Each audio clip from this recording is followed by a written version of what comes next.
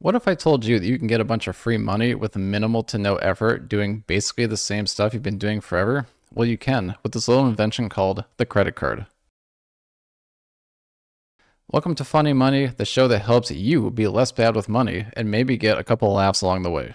Very important message before we begin. If you're in a shitload of debt, just turn this video off. It can't help you. I might have other videos that can, but this one can't.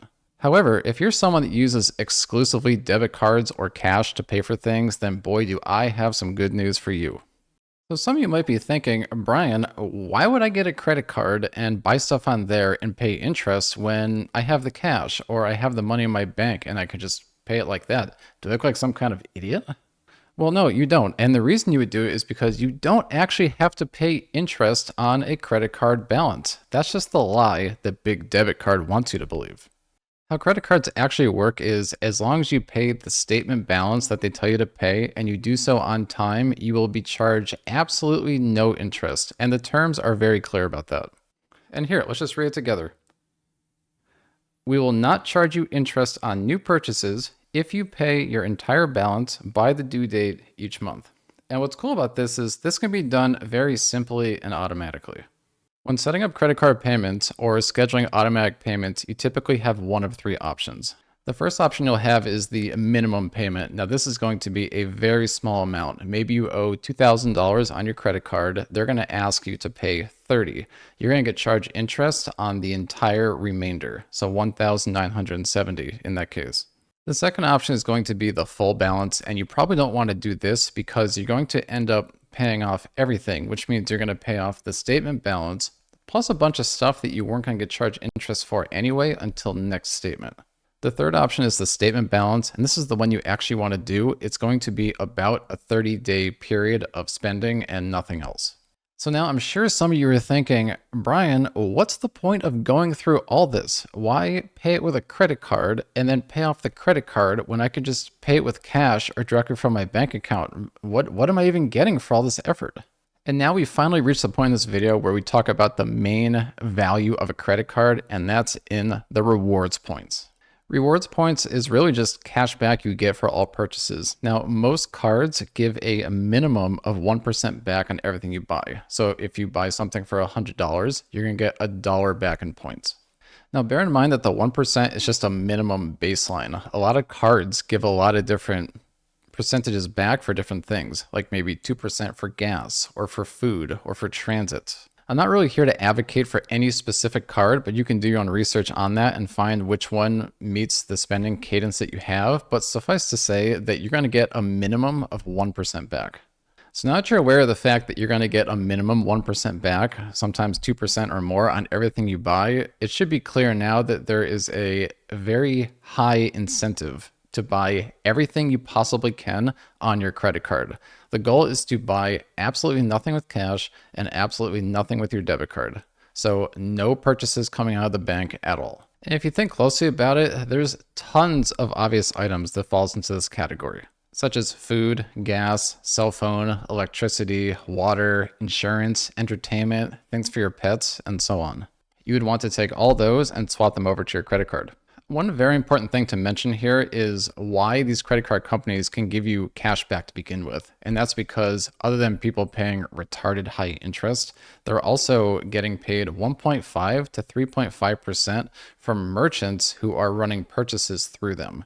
So like if you go to Dollar General and you buy $100 worth of stuff, Dollar General is going to have to pay between 1.5 and 3.5 of that amount to these merchants. So obviously they're happy to give you 1% back.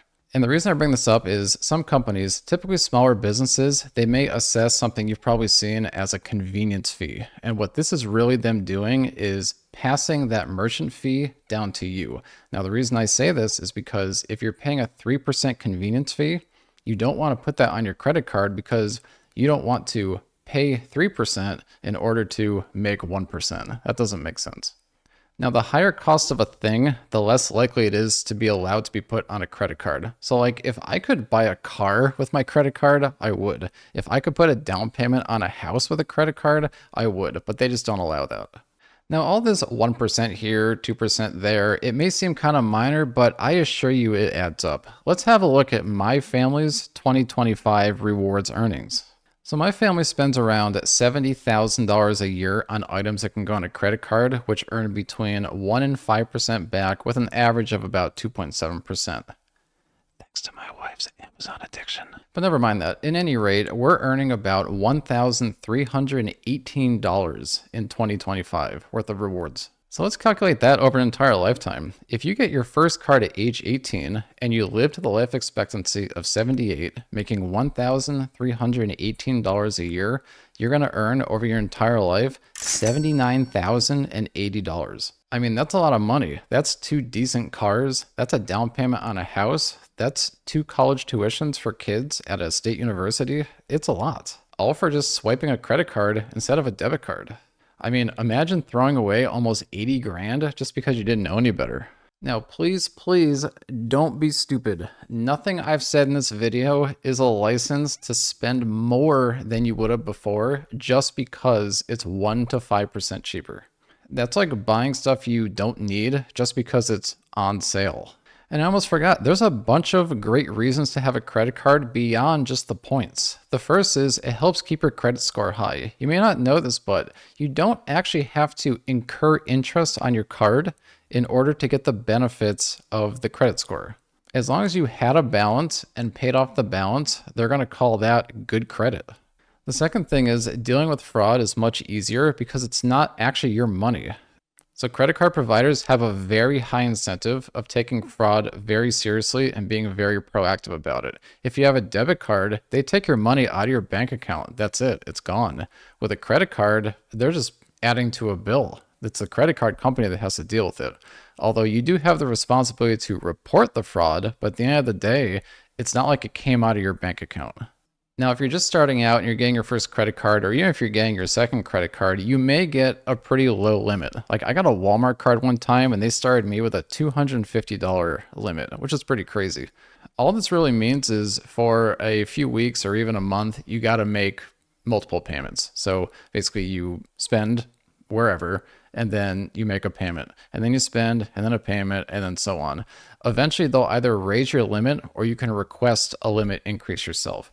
Now, these limit requests, it's really sort of a joke because you just go in there and you say, I remember I went in there and I said, hey, could I get like $1,000 more so I can, buy my groceries without worrying about getting it declined? And the automated system responded back and said, well, we see you want $1,000. How does 5,000 sound? And I was like, all right, cool. So it's not really a thing you got to worry about. It's going to fix itself. But yeah, credit cards are literally all upsides and you're leaving a ton of money on the table by not having one. So do yourself a favor and get a credit card, set up automatic payments with the statement balance, very important, change all your recurring purchases over, take your debit card, frisbee that into the ocean, and then swipe away buying all the stuff that you would be buying anyway. And that's all there is to it. Thanks so much for watching Funny Money. I have a bunch of other videos available and planned, so feel free to check them out. Until then, see ya.